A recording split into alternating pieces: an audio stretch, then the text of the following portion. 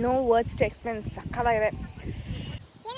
Tandoori chicken ಎಲ್ಲ ready ಮಾಡ್ಕೊಂಡು ಕೂತಿದ್ದಾರೆ. ಮಸಾಲೆ ಚೆನ್ನಾಗಿ ಬೇಯಬೇಕು ಅಂದ್ರೆ ಸೊ ಒಳಗಡೆ ತನಕ ಡೀಪ್ ಆಗಿ ಕಟ್ ಮಾಡ್ಕೊಳ್ಳಿ. ಸೊ ದಟ್ ಅವಾಗ ಮಸಾಲೆ ಚೆನ್ನಾಗಿ ಹಿಡಿಯುತ್ತೆ. ತೋಟದಲ್ಲಿ ಹೆಂಗ್ ಮಾಡ್ಕೊಂಡು ತಿಂತಿದ್ರಿ? ತೋಟದಲ್ಲಿ ಉಪ್ಪು ಖಾರ ಹಾಕಿ ಚೆನ್ನಾಗಿದೆ. ಹಾಯ್ ಹಲೋ ಎಲ್ಲರಿಗೂ ನಮಸ್ಕಾರ. Welcome back to the channel ಅಂuswayamkalike ನೋಡಿ ಕಲಿ. ಸ್ನೇಹಿತರೆ, ಇವತ್ತಿನ ದಿನ ಸಾಗರ್ ನಮ್ಮ ಜೊತೆ ಇದ್ದಾರೆ. ಸಾಗರ್ ಹಾಯ್. ಸೊ ಸಾಗರ್, ಇವತ್ತು ಏನು ಹೇಳ್ಕೊಡ್ತೀಪ್ಪ? ತಂದೂರಿ ಚಿಕನ್ಗೆಲ್ಲ ರೆಡಿ ಮಾಡ್ಕೊಂಡು ಕೂತಿದ್ದಾರೆ. ಸೊ ಶುರು ಮಾಡೋಣ? ಓಕೆ. ಹಾಂ ಮಾಡಪ್ಪ. ಫಸ್ಟ್ ಹಿಂಗೆ ಕಟ್ ಮಾಡ್ಕೋಬೇಕು. ನಾನೊಂದು ಕಟ್ ಮಾಡಲಾ? ಓಕೆ. ನೋಡಿ, ಮಸಾಲೆ ಚೆನ್ನಾಗಿ ಬೇಯಬೇಕು ಅಂದರೆ ಸೊ ಒಳಗಡೆ ತನಕ ಡೀಪಾಗಿ ಕಟ್ ಮಾಡ್ಕೊಳ್ಳಿ. ಸೊ ದಟ್ ಅವಾಗ ಮಸಾಲೆ ಚೆನ್ನಾಗಿ ಹಿಡಿಯುತ್ತೆ. ಆಯಿತಾ? ಸೊ ಈ ಕಾಲು ಪೀಸನ್ನು ಅಷ್ಟೇ ನೀಟಾಗಿ ಎಂಡ್ವರೆಗೂ ಅಂದರೆ ಆಳಕ್ಕೆ ಸ್ವಲ್ಪ ಕಟ್ ಮಾಡ್ಕೋಬೇಕು. ಸಾಗರ್, ಮಾಡ್ತಿರ್ತೀಯ ಅವಾಗವಾಗ ಇದನ್ನ? ಫ್ರೀ ಟೈಮಲ್ಲಿ ಮಾಡ್ತಾ ಇರ್ತೀರಾ? ಸಣ್ಣದಾಗಿದ್ರೆ ಒಂದು ಸ್ವಲ್ಪ ಬೇಗ ಬೇಯೋದು. ಆದರೆ ಈ ಥರ ಕಟ್ ಮಾಡೋ ಅವಶ್ಯಕತೆನೇ ಇರ್ತಿರ್ಲಿಲ್ಲ. ಈ ರೀತಿ ಡೀಪಾಗಿ ಕಟ್ ಮಾಡಿಬಿಟ್ರೆ ನೀಟಾಗಿ ಮಸಾಲೆ ಒಳಗಡೆ ಹೋಗುತ್ತೆ. ಏನಪ್ಪ ಫಸ್ಟು ಶುಂಠಿ ಬೆಳ್ಳುಳ್ಳಿ ಪೇಸ್ಟ್ ಹಾಕೊಳ್ಳೋಣ. 1-2 ಸ್ಪೂನ್ 3 ಸ್ಪೂನ್ ಅಷ್ಟು ಶುಂಠಿ ಬೆಳ್ಳುಳ್ಳಿ ಪೇಸ್ಟು. ಗಟ್ಟಿ ಮೊಸರು ಹಾಕಬೇಕು.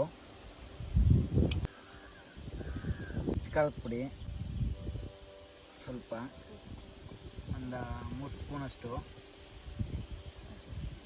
ಗರಂ ಮಸಾಲ 1-2 ಸ್ಪೂನ್ ಅಷ್ಟು. ಧನಿಯಾ 3 ಸ್ಪೂನ್ ಅಷ್ಟು ಧನಿಯಾ. ಫುಡ್ ಕಲರ್ ಏನು ಹಾಕ್ತಾ ಇಲ್ವಾ? ಏನು ಹಾಕ್ತಾ ಇಲ್ಲ. ಸರಿಪ್ಪ. ಸ್ವಲ್ಪ ಅರಿಶಿನ ಒಂದು ಅರ್ಧ ಟೀ ಸ್ಪೂನ್ ಅಷ್ಟು. 1.5 ಸ್ಪೂನ್ ಅಷ್ಟು ಉಪ್ಪು ಹಾಕೊಳ್ಳೋಣ. ಶಾರ್ಟು ಸಾಕಾ? ಮಿಕ್ಸ್ ಮಾಡ್ಕೊಳ್ಳೋಣ. ಚೆನ್ನಾಗಿ ಮಿಕ್ಸ್ ಆಗಬೇಕು. ನೀವು ತೋಟದಲ್ಲಿ ಹೆಂಗ್ ಮಾಡ್ಕೊಂಡು ತಿಂತಿದ್ರಿ? ತೋಟದಲ್ಲಿ ಉಪ್ಪು ಖಾರ ಹಾಕಿ ಚೆನ್ನಾಗಿ ಬೇಯಿಸಿ, ಉಪ್ಪು ಖಾರ ಹಾಕಿ ಖಾರ ಒಂದ್ಲಿ ಅಷ್ಟೇ.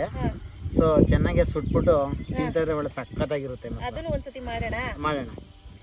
ನೆಕ್ಸ್ಟ್ ಯಾವಾಗಾದ್ರೂ ಫ್ರೀ ಮಾಡ್ಕೊಂಡು ಬರ್ತೀನಿ, ಅದನ್ನು ಒಂದ್ಸತಿ ಮಾಡೋಣ. ಉಪ್ಪು ಖಾರದಲ್ಲಿ ಹೆಂಗಿರುತ್ತೆ? ಚೆನ್ನಾಗಿರುತ್ತೆ, ಸೂಪರ್ ಆಗಿರುತ್ತೆ.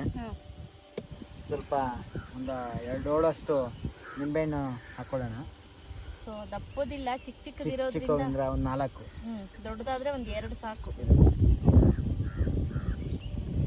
ನಾನು ಹಿಂಗಪ್ಪ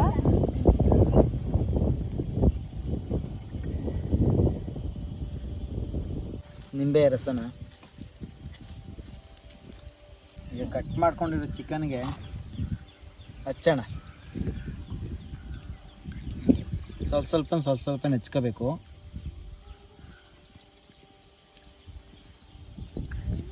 ನೀವೇನು ಉಂಡೆ ಕೋಳಿನೇ ತಗೊಂಡೋಗ್ಬಿಡ್ತಿದ್ರು ಅಥವಾ 4 ಭಾಗ ಮಾಡಿ ಆ ಥರ? ಭಾಗ ಏನಿಲ್ಲ, ಉಂಡೆ ಕೋಳಿನೇ. ಅಂದ್ರೆ ಅದು ಮೀಡಿಯಮ್. ಒಂದು 1 kg ಅಷ್ಟು ಬಂದ್ರೆ ಅದ್ರಲ್ಲಿ ಎಲ್ಲ ಕಳ್ಕೊಂಡು ಒಂದು ಅರ್ಧ kg ಬರೋದು. ಸೊ ಅದಕ್ಕೇನೆ ನಾವೇನು ಈ ಥರ ಏನು ಕಟ್ ಮಾಡ್ತಾ ಇರಲಿಲ್ಲ. ಹಂಗೆ ಹಚ್ಚಿದ್ದು ಹಂಗೆ ಬೇಯಿಸ್ಬಿಟ್ಟು ಸೊ ಒಳಗಡೆ ಎಲ್ಲ ಹಿಂಗೆಲ್ಲ ಹಾಕೋಬೇಕು. ಮಸಾಲೆ ಎಲ್ಲ ಹಿಡಿಬೇಕು. ಸೊ ಬೆಂದ್ಮೇಲೆ ಚೆನ್ನಾಗಿರುತ್ತೆ. ಆಯ್ತಾ? ಇದೆಷ್ಟು ಗಂಟೆ ಇಡಬೇಕು? 2 ಅವರಿಂದ 3 ಗಂಟೆಗೆ ಟೈಮ್ ಇಡಬೇಕು. ನೆನೆಸ್ಬೇಕು. ಆಮೇಲೆ ಪೂರಿಗೆ ಹಾಕಿ ಬೇಯಿಸ್ಬೇಕು ಕೆಂಡದಲ್ಲಿ. ಸರಿ ಓಕೆ. ಸೊ ಇದೊಂದು 2ರಿಂದ 3 ಗಂಟೆಗಳ ಕಾಲ ಹಾಗೆ ರೆಸ್ಟ್ ಮಾಡ್ಲಿಕ್ಕೆ ಬಿಟ್ಬಿಡ್ತೀವಿ. ಆ ನಂತರ ಸಿಗ್ತೀವಿ, ಬನ್ನಿ.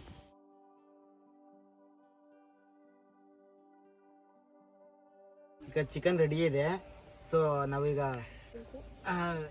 ಒಳಗಡೆಗೆ ಕಂಬಿ ಹಾಕಬೇಕು. ಸೊ ನೋಡಿ, ಈ ಥರ ಹೋಗುತ್ತೆ.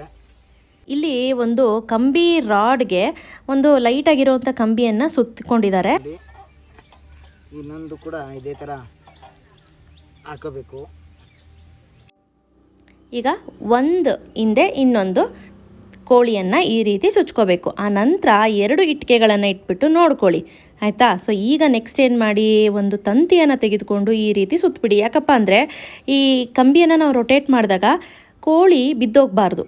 ಸೊ ಹಾಗಾಗಿ ಈ ರೀತಿ ತಂತಿಯನ್ನು ಸುತ್ತೋದನ್ನ ಮರಿಬೇಡಿ. ಎರಡೂ ಕೋಳಿಗಳಿಗೂ ನೀಟಾಗಿ ಕಾಲನ್ನು ಕಟ್ಟಿದ್ದಾರೆ, ಕತ್ತತ್ರ ಕಾಲತ್ರ ಎಲ್ಲ, ಸೊ ದಟ್ ಯಾವುದೇ ಕಾರಣಕ್ಕೂ ಕೋಳಿ ಕಳ್ಕೊಂಡು ಬೀಳಬಾರ್ದು ಅಂತ. ಇಲ್ಲಿ ಆನಂದಣ್ಣ ನೀಟಾಗಿ ಕೆಂಡದಲ್ಲಿ ಸುಡ್ತಿದ್ದಾರೆ. ತುಂಬ ಜಾಸ್ತಿ ಉರಿಯನ್ನು ಇಟ್ಕೊಂಡಿಲ್ಲ, ಲೈಟಾಗಿ ಉರಿಯನ್ನು ಇಟ್ಕೊಂಡು ಸುಡ್ತಾ ಇದ್ದಾರೆ. ಸೊ ತುಂಬಾ ರುಚಿಯಾಗಿರುತ್ತೆ ಸ್ನೇಹಿತರೆ. ಈ ರೆಸಿಪಿ ಅಂತೂ ಸಕ್ಕತ್ತಾಗಿದೆ. ತಂದೂರಿ ಚಿಕನ್ನು ಸೂಪರ್ ರೆಡಿ ಆಗೈತೆ.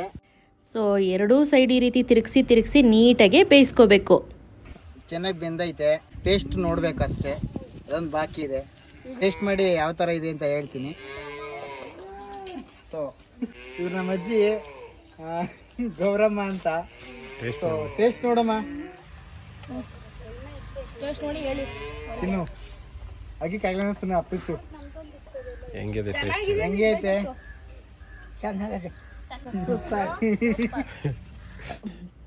ಅಜ್ಜಿ ತಿನ್ಬಿಟ್ಟು ಸೂಪರ್ ಆಗಿದೆ ಅಂತ ಹೇಳಿದ್ರು. ನಿಜವಾಗ್ಲೂ ಖುಷಿ ಆಯಿತು. ಆನಂತರ ಇಲ್ಲಿ ತಂತಿಯನ್ನು ಸುತ್ತಿದ್ವಿ ನೋಡಿ, ಆ ತಂತಿಯನ್ನು ತೆಗಿತಾ ಇದ್ದಾರೆ. ಸೊ ತಂತಿ ಸುತ್ತಿಲ್ಲ ಅಂತಂದರೆ ಏನು ಪ್ರಾಬ್ಲಮ್ ಅಂದರೆ ಚಿಕನ್ನು ಅಳ್ಳಾಡುತ್ತೆ ಮತ್ತು ಸೈಡೆಲ್ಲ ರೊಟೇಟ್ ಮಾಡಲಿಕ್ಕೆ ಆಗೋದಿಲ್ಲ, ಅದೊಂದು ಪ್ರಾಬ್ಲಮ್ಮು. ಸೊ ಹಾಗಾಗಿ ಈ ರೀತಿ ತಂತಿಯನ್ನು ಸುತ್ತಿದ್ರೆ ಬೆಸ್ಟು. ಬಟ್ ಎಲ್ಲರೂ ಕೂಡ ತುಂಬ ಎಂಜಾಯ್ ಮಾಡ್ಕೊಂಡು ತಿಂದ್ವಿ. ಅದರಲ್ಲೂ ನನ್ನ ಮಗಳು ಮಮ್ಮ ನೆಕ್ಸ್ಟ್ ಸತಿ ಬಂದಾಗ ಮತ್ತೆ ಮಾಡಿಕೊಡಿ ಅಂತ ಕೇಳ್ತಿದ್ಲು ಸಾಗರ್ನ. ಬಟ್ ಸಖತ್ ಟೇಸ್ಟಿಯಾಗಿತ್ತು. ಬನ್ನಿ ಹೇಗಿದೆ ಟೇಸ್ಟ್ ನೋಡೋಣ. ಸೊ ಸೂಪರಾಗಿ ರೆಡಿಯಾಗಿದೆ, ಜೊತೆಗೆ ಬಿಸಿ ಬಿಸಿ ಬೆಲ್ಲದ ಟೀ. ವಾ ಅಲ್ಲಿ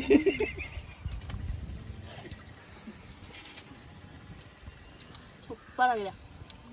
ಯಾರಿಗೆಲ್ಲ ಬಾಯಲ್ಲಿ ನೀರು ಬರ್ಸಿದೆ, ನೀವು ಕೂಡ ಟ್ರೈ ಮಾಡಿ ಮನೇಲಿ ಮಾಡ್ಕೊಂಡು ತಿನ್ನಿ. ಬಾಯ್.